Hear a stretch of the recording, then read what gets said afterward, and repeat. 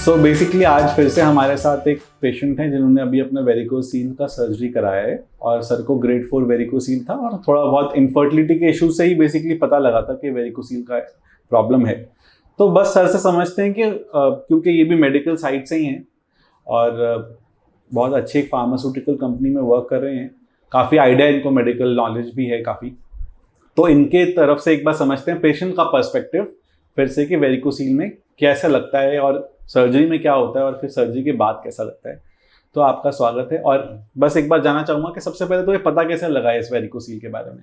ये कभी कभार जैसे नहाते टाइम या जैसे मेरे को ऐसा लगा कभी कभार जैसे गुच्छा सा बन गया है वेन्स का, इस तरह का कुछ स्वेलिंग से इस तरह की।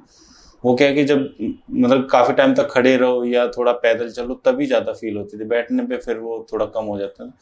तो फिर मैंने कहा कि फिर एक दो बार मैं प्रेगनेंसी के प्लानिंग भी कर रहा था, तो उस टाइम मैंने कहा कि स्पर्म थोड़े काउंट कम आ रहे हैं, तो उन्होंने बोला कि एक बार चेक करा लो यूरोलॉजिस्ट से। तो अपने कलीग्स वगैरह से मैंने फीडबैक लिया था, बेस्ट यूरोलॉजिस्ट कौन है अपना गुड़गांव में, तो आपको रिकमेंड किया था। Thank you. फिजिकली चेक करने के बाद ही कि आपको है, एक बार आप फिर भी आई थिंक ये एक अच्छी पॉइंट निकली हमारी बात से कि ना फिजिकल देखने से ही पता लग जाता है वेरिकोसील का। बहुत सारे पेशेंट्स को कंफ्यूजन होता है, वो डॉपलर कराते हैं फिर रिपोर्ट्स हमारे पास भेजते हैं। एक्चुअली अगर पेशेंट को वेरिकोसील सिग्निफिकेंट है तो देखने से उनको मालूम लग जाएगा, ऐसा लगता है जैसे कोई वॉर्म्स है अंदर। हाँ, इसी तरह का कुछ है ना, थोड़ा हीट भी, हीटिंग सेंसेशन भी फील होती है पेशेंट्स को। तो उसी से पता लगा सकते हैं कि वेरिकोसील तो बहुत आसान सा टेस्ट है। जो ग्रेड 1 वेरिकोसील होता है आमतौर पे वो पेशेंट को नहीं पता होता, पर ग्रेड 2 ग्रेड 3 वेरिकोसील का पेशेंट कई बार खुद ही बताते हैं सर हमें ऐसा फीलिंग हो रहा है। तो हमें कई बार तो अल्ट्रासाउंड की जरूरत भी नहीं होती, हमें देख के दिख जाता है कि ग्रेड 3 है और हम पेशेंट को सजेस्ट करते हैं सर्जरी। फिर भी पेशेंट को ताकि कोई डाउट ना रहे या एक बार पता लग सके डायमीटर कितना है, तो हम कई बार अल्ट्रासाउंड करा लेते हैं। बट ऐसा बिल्कुल नहीं है कि अल्ट्रासाउंड मैंडेटरी है कोई वेरिकोसील के लिए। तो सर उसके बाद फिर क्या जर्नी रही, फिर क्या क्या आपको लगा, क्या क्या ऑप्शंस हो सकते हैं इसमें ट्रीटमेंट के, फिर अल्टीमेटली क्या चुना आपने ऑप्शन? फिर मैंने यूट्यूब वगैरह पे देखा तो उसमें काफी सारे लेप्रोस्कोपिक और एम्बोलाइजेशन तो उसमें, लेकिन वो थे कि हाइड्रोसील्स के और दोबारा से रिकरेंस के दोबारा से चांसेस उसमें शो कर रहे थे।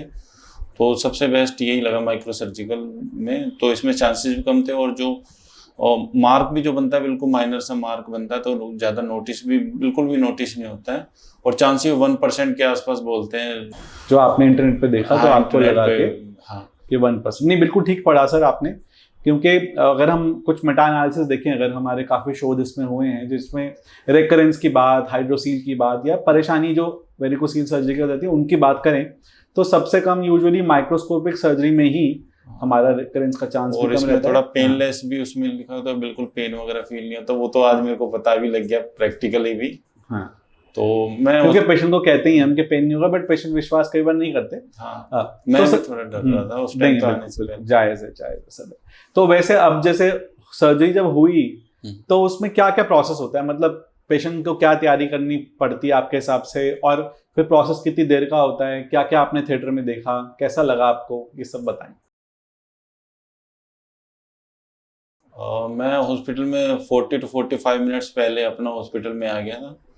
वो घर से अपना वो भी हेयर रिमूव वगैरह करके आने, नॉर्मल जो ये जनरल एटिक्वेट्स हैं ये तो आना ही है। लोकल एनेस्थेटिक क्रीम्स वो पहले लगा दी थी, फिर 30 to 45 मिनट्स के बाद फिर मेरे को ऑपरेशन थिएटर में लेके गए। तो मेरे को पता ही नहीं लगा चीरा तो कब में लग गया है कि सुई का जो दर्द था वो नहीं हुआ था आपको, दवाई अंदर जाने पे आपने कहा था हाँ से कुछ लग रहा है, सेंसेशन फील हो रही थी। तो फिर उसके बाद तो मेरे को पता ही नहीं लगा चीरा कब में लग गया, बिल्कुल माइनर सा था, मेरे को फील भी नहीं हुआ। मैंने आपको अपनी उंगली से दिखाया था कंपेयर करके, तो उंगली से भी चिट्टी उंगली, छोटी उंगली से भी छोटा था और लास्ट में पता लगा सिंगल मतलब कि वो स्टिच लगाया था, तो उसी से मतलब कि मेरे को होल जैसा ज्यादा कह सकते हैं, कट कहना उसको शायद ठीक नहीं रहेगा, होल जैसा कह सकते हैं उसको। और फिर आराम से आपने एक एक मेरे को प्रोसेस उसमें दिख रहा था, मेरे को एलईडी में, तो एक एक स्किन के एक एक लेयर्स आप निकाल रहे थे, फिर आप वेन्स वगैरह को पूरा आपने एक एक करके बताया मेरे को। और सबसे पहले स्पर्मेटिक कोट्स को वो अलग करती है, वास्ट डिफरेंस बोलते हैं वास्ट डिफरेंस को। वो आपका स्पर्म ले जाने का रास्ता होता है, वो हाँ। बिल्कुल अलग व्हाइट कलर की मोटी हाँ, सी होती है, वो तो वो एक अलग कोने में चली जाती है। और अपने वो लिम्फेटिक वेन्स वगैरह, तो लिम्फेटिक भी आपको मैंने दिखाई दी कि बिल्कुल कांच की तरह वो दिख रही थी, कांच की तरह दिखती है जी। हाँ, तो एक एक करके वो वेन्स को सेलेक्ट कर करके वो डॉपलर को भी टाइम यूज करते हाँ, क्योंकि पता नहीं लगता, आर्टरी बिल्कुल वेन जैसी ही दिखती है, जैसे आपने देखा, तो एक जैसे दिख रही थी, तो उसको डिफरेंशिएट करने के लिए आपने तो पूरा अच्छे डॉपलर से का इस्तेमाल। और एक एक प्रोसेस को आराम आराम से मेरे को समझाते हुए पूरा दिख रहा था उसमें, मेरे को पता ही नहीं लग रहा था मेरा ही हो रहा है कि दूसरे का नहीं, बात ऐसा लग रहा था कि कोई सिर्फ पिक्चर्स ही चल रही हाँ, थी। इसी तरह का बिल्कुल, मैं मानता पेन वगैरह बिल्कुल फील नहीं हूँ। हुआ। वंडरफुल। तो सर वैसे जैसे अभी ऑपरेशन हो गया, आप कितनी देर हो गई ऑपरेशन को हमें? अभी मेरे को 1 घंटा भी नहीं हुआ होगा मेरे को। 1 घंटा नहीं हुआ अभी? अच्छा, ठीक है। अभी कैसा फील करते हैं वैसे आप?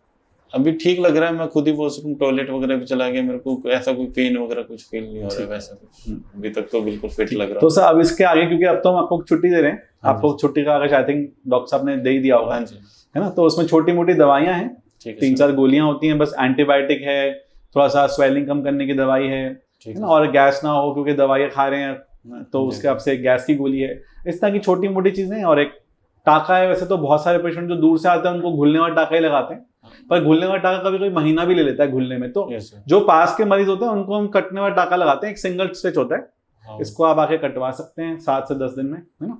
अब परहेज के बारे में थोड़ा सा और डिस्कस कर लेते हैं कि मेन परहेज क्या रहेगा, कि जैसे थोड़ा 1 आध दिन रेस्ट कर सकें ताकि अंदर जो हमने सब बांधी है वो टाँके कोई हिले ना, वो सब। तो भारी वजन वगैरह का थोड़ा परहेज आपको रखना होगा।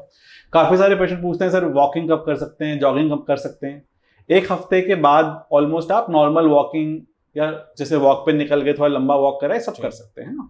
अभी आप अपना सारा काम कर सकते हैं, ब्रश जाना, मॉर्निंग ओब्यूलेशंस जो होते हैं, वॉशरूम जाना है, सब कुछ आपको अलाउड है। सब तरह का खाना आप अभी से खा पा रहे हैं, है ना? तो आपको सब कुछ, कोई परहेज नहीं है इसमें, है ना? एक आपको लंगोट डाल के रखनी है या एक छोटू सपोर्ट डाल के रखना है, ये 1 मंथ तक हमें डालना होगा, है ना? ठीक है। और उसके बाद 2 हफ्ते के बाद आप थोड़ा सा रनिंग जॉगिंग जैसा कर सकते हैं। तब तक आप वेट नहीं उठा सकते, है ना? वेट उठाने का काम आपको 4 वीक्स के बाद करना है। और कोई भी फिजिकल एक्टिविटी, फिजिकल इंटीमेसी भी पार्टनर से, वो भी 4 वीक्स के बाद ही हम सजेस्ट कर देंगे। 2 वीक्स के बाद अलाउड है, बट 4 वीक्स के बाद हो तो और भी बेटर है, जस्ट फॉर दी सेफ्टी सेक, है ना? अब नॉर्मली जैसे हम कहते हैं स्पर्म्स का इंप्रूवमेंट आना, यूजुअली ये स्पर्म का इंप्रूवमेंट शुरू होगा 3 महीने के आसपास, और कभी कभी इस इंप्रूवमेंट को आने में साल भर का टाइम लग जाता है, बिकॉज काफी बार डैमेज बहुत ज्यादा होता है टेस्टिस पे, क्योंकि कितने समय से वेरिकोसील है ये यूजुअली पेशेंट को पता नहीं होता, टाइम नहीं दे पाते। तो जितना समय मैं अपना बताऊं, मैं भी थोड़ा बहुत स्टार्टिंग में डर रहा था कि पे ऐसे फेक बताते होंगे कि पेन तो होता होगा, वो चीरा लगा रहे हैं इस तरह का। तो अभी मेरे को तो, मैं खुद का अभी बता रहा हूँ, तो मेरे को तो बिल्कुल पता ही नहीं लगा। मैं तो सोचा दूसरे का मैं देख रहा हूँ, और वो एक तरह का YouTube पे वीडियो की तरह ही मैं देख रहा था। और वैसे अगर ये फायदा हो गया आपको YouTube देखने का कि चलो आपको प्रैक्टिस ही थी, ऐसा लगा कि चलो वीडियो चल रही है। हाँ, तो बस उसी तरह का मेरे को फील हुआ, पेन वगैरह कुछ नहीं हुआ। और अगर मतलब कि अगर नहीं भी कराता मैं टाइम से, तो आगे जाके इसके साइड इफेक्ट्स ही थे, और भी ज्यादा बढ़ना था।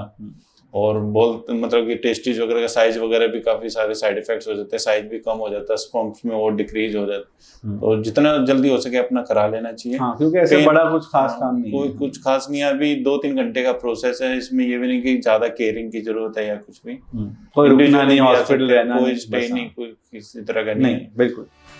चलो, thank you so much. Thank you sir.